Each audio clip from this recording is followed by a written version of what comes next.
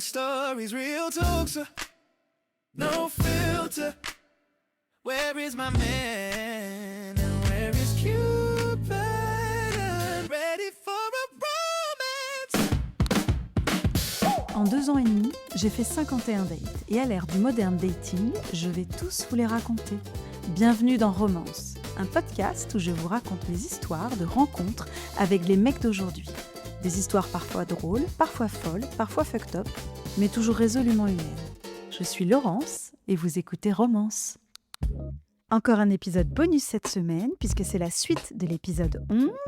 N'hésite pas à aller écouter celui de la semaine dernière si tu ne l'as pas encore fait, et à t'abonner sur ta plateforme préférée, c'est important, surtout sur Apple Podcast et Spotify. On retrouve donc les pintades, mes 4 besties, pour parler de dating, d'amour, de rencontres et bien sûr de Romance Podcast, de toutes les histoires qui composent le podcast. Et elles me posent toutes les questions que j'ai reçues en ligne, alors belle écoute. C'est parti. Parfait. Alors moi j'avais une question. Est-ce que ton ex-mari, il a écouté les épisodes et enfin voilà, qu'est-ce qu'il pense de cette vie après lui? Bah écoute, il adore le projet. Il est très support du projet. Je lui ai dit que j'allais le faire, bien sûr, que j'allais lancer ça. Il m'a dit c'est génial. Il est très positif, très support. Il trouve que c'est super. Ça lui plaît beaucoup. En revanche, je ne pense pas qu'il rentre dans le détail de tout. C'est-à-dire que la première fois, quand l'épisode 1 est sorti, il m'a dit j'ai écouté les 4 premières minutes et j'ai arrêté. C'est-à-dire que je pense qu'il adore l'idée, il adore le projet. En réalité, vu son tempérament, je pense que le fait que ça marche, ça lui plaît. Je sais que sa nana adore le podcast et écoute tous les épisodes. Ok. Et en termes de contenu, il n'a pas de choses qui le... Voilà. Qui le gêne. Voilà. Je pense que ce qu'il n'est pas capable d'entendre, c'est les moments où j'évoque, parce que même si c'est toujours un peu suggéré, j'évoque l'intimité de ce qui se passe. Je pense que c'est les détails que lui, il n'a pas envie d'entendre. Après, je suis assez neutre en général sur ce que je dis, et volontairement d'ailleurs. Il y a une forme de pudeur, volontairement. D'ailleurs, j'avais pensé à faire une newsletter. Je vous ai parlé de ça ou pas? Non. J'avais pensé faire un Substack, les newsletters que toutes les meufs ont, avec des audios courts qui sont les détails croustillants que je ne m'autorise pas à dire dans le podcast. Bonne idée. Avec un abonnement pour les... Voilà. J'avais fait un sondage sur mon compte, ça avait bien marché. Et avant de lancer le projet, est-ce qu'à un moment donné, tu t'es dit, attends, le podcast, du coup, mon père va l'entendre, ma mère, ma famille, ça a été un frein, ça a été un potentiel frein pour potentiellement ma fille, avant de lancer le projet? Alors, ça n'a pas du tout été un frein, mais c'est pareil, les gens qui me connaissent, ils savent que généralement, je pense aux conséquences une fois que ça a eu lieu. C'est-à-dire que j'y vais, je le fais, et après je me dis ah oui, ça va faire peur à tous les mecs et tout le monde va entendre ma vie sexuelle. Mais ça vient après, une fois que j'ai déjà sorti 4 épisodes. Donc en vrai, la réalité c'est que non, j'y ai pas trop pensé parce que je suis quelqu'un qui mesure le facteur risque toujours à la baisse. C'est comme ça que j'avance en général, sinon je ferais rien. Après, moi je suis dans une famille hyper ouverte, hyper support. Et je me suis dit, ils vont me soutenir. Et c'est ce qui s'est passé? T'as eu l'occasion d'en parler avec tes parents? Maman, elle me débriefe. Ma mère, elle me dit à dire ses messages. Après chaque sortie. Alors, pas sur tous les épisodes, mais quand il y en a qui l'ont marqué ou qu'il y a des choses qui ont fait écho à des choses qu'elle a pu connaître, qu'elle comprend, elle me dit ah oui, alors là, j'ai écouté. Ah non, je me suis dit, il ne faut pas qu'elle y aille du tout. Ah non, celui-là, il ne faut pas qu'elle y aille. Je le voyais loin. Donc, faire des messages comme ça. Red flag. Voilà, les conseils red flag de maman, exactement. Et mon père, il fait pas de commentaires, mais je sais qu'il est la lunette. Voilà, il est là, il écoute en arrière-plan. La compagne de papa, elle écoute aussi ce qu'elle me dit. Ah mais oui, lui, en fait, elle me fait pas de commentaires, mais si j'en parle, elle sait très bien de quoi je parle. Donc je pense qu'ils sont là, qu'ils écoutent. Et voilà. On leur demandera leurs favoris? On leur demandera. Bonne idée. Tu as peut-être trouvé ça chelou, mais mon père adore ton podcast. Ben voilà, ma fille adore ton podcast. Ça, c'est bizarre. Si je peux me permettre, ne faites pas écouter ce podcast aux enfants de moins de 13 ans. Même après, elle comprend pas. Et au boulot, t'as pas eu peur que ça se prenne un peu partout et que peut y avoir, je sais pas, des commentaires ou que ça te porte préjudice dans ton taf, par exemple? Ça pourrait. Alors, je me rappelle d'un apéro où mon président était là et où je lui ai dit que j'allais aborder ce sujet dans un podcast. C'est-à-dire qu'il sait que j'ai un podcast. Les gens de l'agence le savent. Beaucoup de gens de l'agence le savent. Certains écoutent. Et c'est assez marrant parce qu'on a eu cette discussion la dernière fois avec un groupe, avec un collègue qui me disait qu'il y avait des gens de son équipe qui lui ont dit « Ah non, mais en fait, moi, je ne veux pas l'écouter parce que Laurence, je la vois comme une personne au management de l'agence et je n'ai pas envie de savoir ce qui se passe dans sa vie privée. J'aurais l'impression d'écouter les histoires de ma mère ou de ma sœur. » Donc, bah oui, ce qui est possible. Donc, en fait, je sais qu'il y a des personnes de l'agence, confèrent à ce que je fais, mon poste, mon statut, etc., ils n'ont pas envie de rentrer dans ce niveau de détail-là. Et je sais que mes confrères l'écoutent, beaucoup de gens de l'agence l'écoutent, ça les fait marrer. Après, je me suis déjà dit, l'autre fois, je regardais mon stagiaire qui m'a dit qu'il avait écouté un épisode, je me suis dit, waouh, c'est chelou. Mais une fois de plus, je garde une forme de neutralité dans les détails. Et la réalité, c'est que peut-être que c'est une bonne chose de ne pas faire du dating et de la difficulté du dating un sujet tabou. Peut-être. Je dis jamais dans quel type de métier. D'ailleurs, j'ai déjà reçu des messages cringe. Tiens, on peut parler d'un message cringe. J'ai reçu un message cringe d'un mec qui me dit « J'essaie de savoir où vous habitez. Est-ce que ça m'intéresse quel quartier ?» Ben non, moi, ça ne m'intéresse pas que tu cherches. Ça n'a pas d'intérêt dans l'histoire. Il s'agit d'écouter une histoire, pas de deviner qui je suis. Voilà. Pas de me trouver. Pas de me trouver. Ouais, ça fait peur quand même. Bah justement, est-ce que tu as eu des retours comme ça de mecs chelous? Non, j'ai des propositions d'être le meilleur d'entre tous. Des propositions. Lis-nous une proposition. Ah, Vas-y. j'aimerais être ton 52e date. Faisons en sorte ensemble qu'il n'y ait pas de 53e. On adore. Moi, je sais pas. Prometteur. Prometteur. Prometteur, Voilà. Ambitieux. Ce à quoi je lui ai répondu, grosse ambition en rigolant. En général, je ne réponds pas à ce genre de message, mais la tournure de celui-ci me faisait marrer. Et il m'a dit « Tu seras mon plus grand projet. Je vais te sortir de cette spirale infernale. » Très ambitieux. Toi, c'est un père. Presque trop. Ouais, voilà. Trop. C'est ce que tu veux pas être un projet non plus. Oh, c'est bien. Oh, écoute. À ce stade. À ce stade, j'en suis plus là.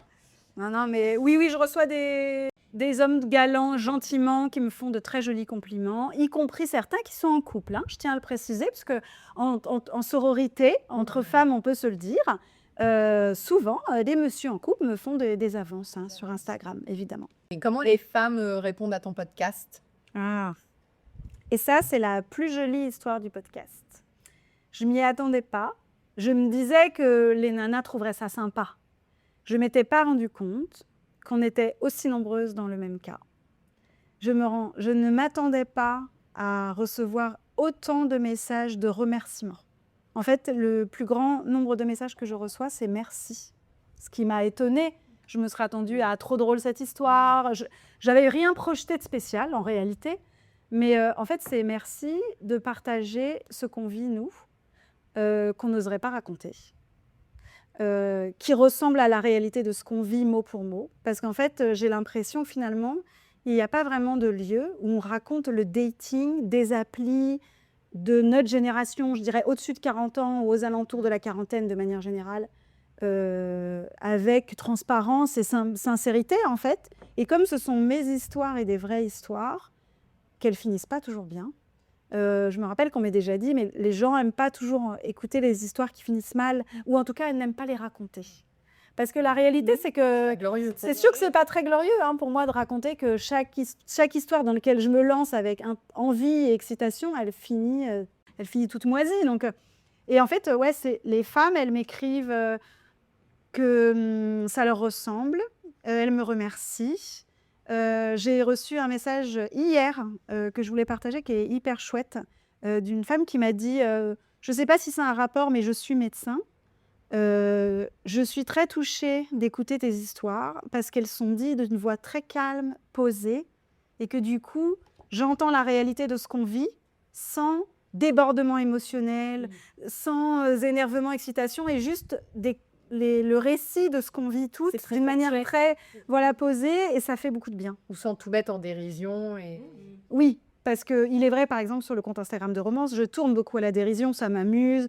Ça, C'est pas du Oui. je prends le premier degré. exactement, il faut surtout pas tout prendre au premier degré, mais en revanche, dans Romance, c'est très premier degré, c'est sincère, mais c'est ça la plus jolie histoire, c'est les messages des femmes. En fait, c'est extraordinaire, ça me touche à chaque fois et je réponds à chaque fois et j'entretiens de chouettes discussions. J'en ai rencontré plusieurs. Je vais en faire témoigner sur mon micro de Romance parce qu'elles ont des histoires super singulières et l'échange qu'on a eu était assez touchant et ça m'a donné envie de les faire parler aussi. Et c'est la plus jolie des récompenses de ce podcast. Et en fait, ce qu'elles ne savent pas, c'est qu'en me disant merci, je me sens moins seule, je me rends compte que moi, je ne suis pas toute seule en fait. Parce que la réalité, dans un monde où la plupart de mes amis sont en couple de longue date, il n'y a pas beaucoup de personnes autour de moi qui sont deep de ma génération dans le dating comme ça, de la même manière que moi. Il y en a des plus jeunes, il y en a d'autres dans d'autres circonstances. Et du coup, moi, j'avais mes histoires, mais pas tant de comparatifs. Et en fait, je me rends compte que moi aussi, je me sens moins seule. Parce que ça me fait aussi me dire que ça n'est pas que Dieu à moi. Voilà, c'est ça. Et ça te rassure sur le côté où c'est pas toi qui exige des choses impensables. C'est pas moi qui suis complètement éclatée au sol. Ouais, C'est pas Ou sinon, on est trop nombreuses. Et en fait, la réalité, c'est que les nanas qui m'écrivent, je le vois à leur manière de me parler, de s'exprimer. C'est des super nanas. Et d'ailleurs, j'ai une discussion, tu parles de bien éduquer, Jo. J'ai une discussion avec une femme qui m'a révélé quelque chose qui est intéressant. Je pense que le dating, il est encore plus difficile quand tu es dans un cadre où tu as eu la chance d'avoir une éducation, accès à un univers, un métier qui t'élève, à une ouverture sur la culture. Elle me disait, j'ai fait 13 ans d'études en médecine, j'ai ouvert mon cabinet dentaire. Jamais le dating n'a été aussi difficile pour les femmes éduquées. Je fais peur aux hommes et j'ai l'impression que c'est de plus en plus dur. Mais est-ce que les femmes en général aujourd'hui ne font pas aussi un peu plus peur aux hommes? Enfin, c'est aussi des choses qu'on peut voir dans le débat féministe aujourd'hui, le débat qui s'est ouvert autour de MeToo, des ACA. Il y a aussi aujourd'hui une parole de femme qui prend de la place dans le débat de toute façon. Donc, est-ce que ça vient pas, d'une certaine manière, c'est pas un effet collatéral sur ces rapports hommes-femmes que tu peux vivre aujourd'hui? Parce que c'est assez transgénérationnel. Si tu as ton stagiaire qui a 20 ans qui écoute, Oui. on voit bien qu'en fait, tu ne parles pas qu'à notre génération, tu parles à toutes les générations. Donc, c'est un phénomène aussi de société. Ouais, et c'est très vrai. Et c'est vrai que je vois que la parole des femmes, elle a une autre tournure, que les femmes font plus peur aux hommes. C'est aussi pour ça qu'il y a le développement des groupes masculins. Moi, sur l'Instagram de Romance, il faut savoir que la majorité des commentaires sont hyper drôles, hommes et femmes d'ailleurs. Je reçois aussi des commentaires d'hommes. Mais la nuit, là où les mascus sortent de leur grotte, je me réveille le matin et c'est là que les messages horribles apparaissent. Et tous les matins, je vois sur mes vidéos Instagram où je joue le jeu de l'équipe homme-femme, je compare, je m'adresse aux hommes ou je m'adresse aux femmes, en les mettant en garde ou en leur donnant des conseils. C'est là, le matin en me réveillant, où je découvre le retour des mascus. Et s'il y a autant de mascus, c'est parce que jamais les femmes ont eu autant une voix libérée et assumée sur ce qu'elles vivent. Et comment tu le vis, ça? Parce que ça peut être hyper violent de se prendre des rafales de haters dès que t'es un peu... Heureusement, il y a plein de mecs super qui m'envoient des super messages et des super feedbacks. Et ça, c'est très chouette. Il y a une seule vidéo que j'ai supprimée, parce que ça n'était que ça. Sur les 300 commentaires, ça n'était que 300 commentaires d'hommes. Parce que j'avais fait une erreur en démarrant la vidéo. Elle commençait par « elle et mec ». Donc l'algorithme l'a diffusée principalement aux hommes versus les femmes. Et je me suis pris des flots de haine. Voilà. En plus, c'était un sujet sur le coût du dating pour les femmes, qui selon moi est toujours un vrai sujet. Le coût de notre sécurité, le coût de la préparation et de l'intention qu'on met financièrement et émotionnellement lorsqu'on va à un date. On s'apprête, on rentrera en Uber parce qu'il est 3 h du matin et qu'il n'est plus l'heure de rentrer à pied. On payera notre conso, on se sera préparé, on aura mis une intention, quelle qu'elle soit. Et aussi, on sait que l'univers de la beauté, de l'esthétique et du bien-être autour des femmes, il a un vrai coût qui est différent de celui des hommes. Et la réalité, c'est que j'évoquais ça, alors toujours pareil, au 3e degré, de manière un petit peu... Et ça n'a pas plu du tout. Et celle-ci, je l'ai enlevée parce qu'en fait, elle ne m'apportait rien. Et on peut revenir sur le sujet du tote bag. Ah oui, On en parle de ce tote bag. meilleure idée. Voilà. Il faut savoir quand même que j'ai reçu 800 demandes en MP. J'en reçois tous les jours, c'est-à-dire que cette vidéo, elle a presque un mois et ça continue de monter. Je reçois des gens qui m'ont demandé si je pouvais faire quelque chose de gender neutral, dans le sens où ça pouvait être aussi pour les hommes, pour les femmes, pour la communauté gay. Et évidemment, il pourrait être pour tout le monde, ce tote bag. Je trouve ça d'ailleurs génial qu'il soit universel. Ce qui est marrant, c'est qu'il est aussi très symptomatique de ce qui se passe dans la vraie vie.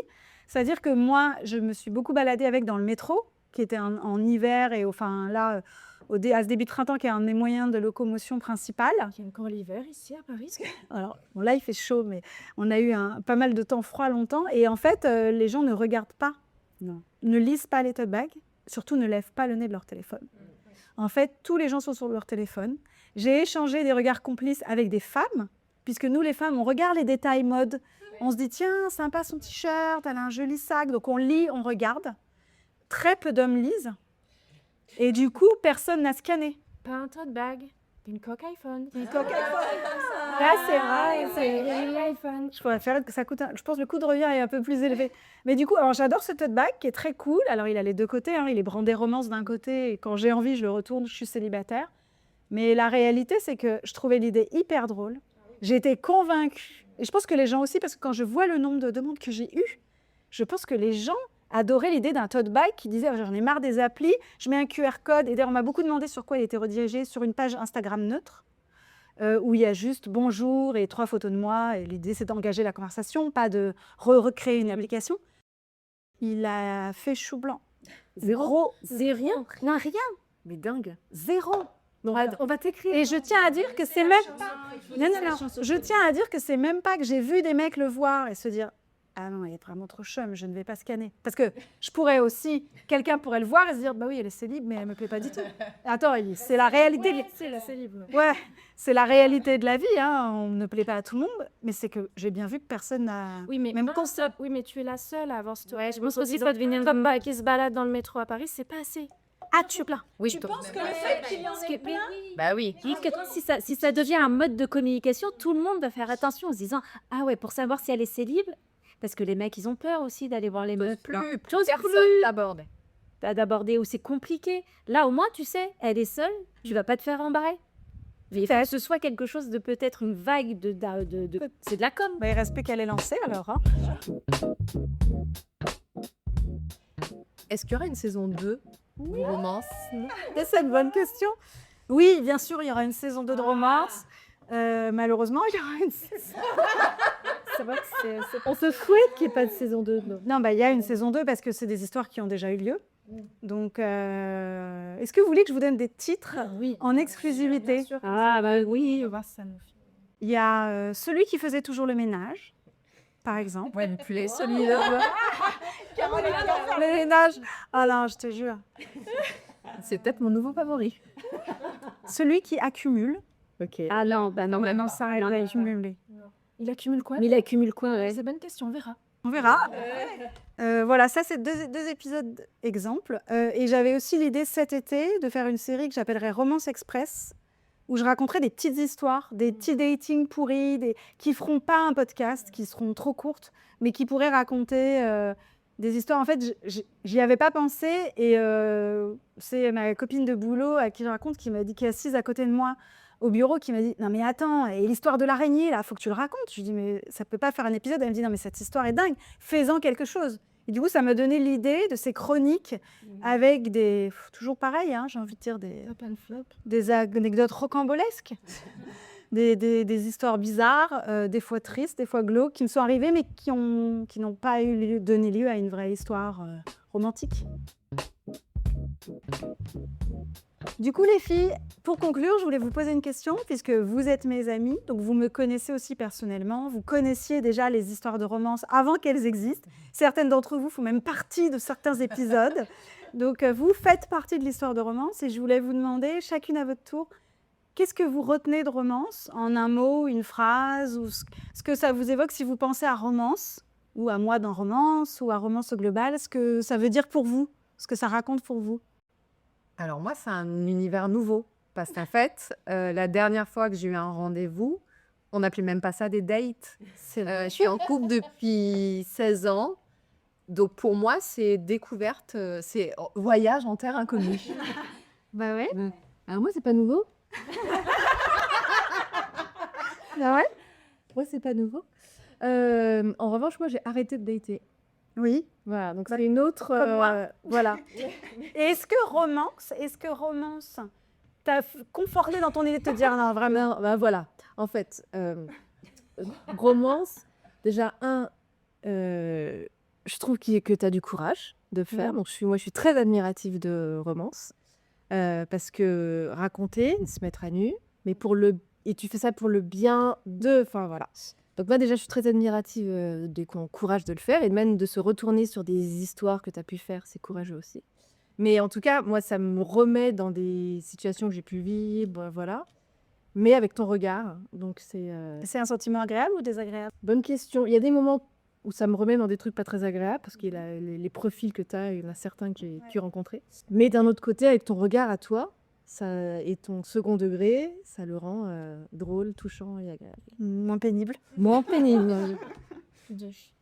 Bah, moi, je vais rebondir un peu sur ce que disait Carole, parce que moi, je découvre un univers, mais du coup, qui te fait toi-même te poser des questions à ta propre histoire, à ta propre façon de voir l'amour, de toute façon, parce que c'est quand même le nœud du sujet. Euh, et ouais, du coup, tu dis, ouais, et toi, comment tu réagirais si tu étais confronté à ça? Est-ce que tu accepterais ou... Et pareil, je reviendrai sur ce que disait Lise aussi, mais quel courage, parce que je trouve que c'est une force de se livrer, déjà, sur pas des choses très glorieuses. On revient toujours au même sujet. Mais moi qui te connais bien, enfin nous qui te connaissons bien, je trouve qu'on te retrouve complètement. Et en fait, ça passe, même quand on a vécu les histoires en temps réel, de les revivre. Donc oui, c'est exactement ce qui s'est passé. Tu les racontes telles que tu les as vécues et comment tu nous les as racontées au moment où elles arrivaient. Et on se dit, il n'y a qu'à toi que ça peut arriver quand même. Excusez-moi. Mais non. Je pense que ça arrive aux gens qui sont ouverts à la rencontre. Ouais, c'est ça. Ils sont ouverts à l'inconnu.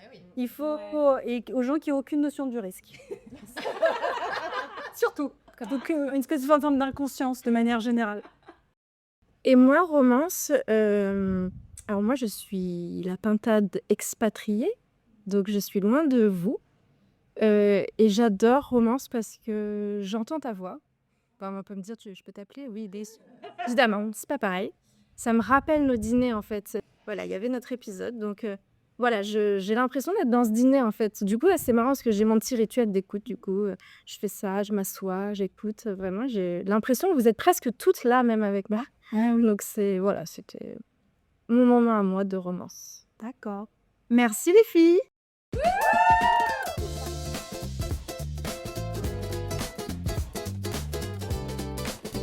Avant de partir, pense à laisser un commentaire sous l'épisode sur Spotify et à laisser un commentaire sous l'émission sur Apple Podcast. C'est nécessaire pour faire vivre le podcast. Merci. Dating stories, real talks, no filter. Where is my man?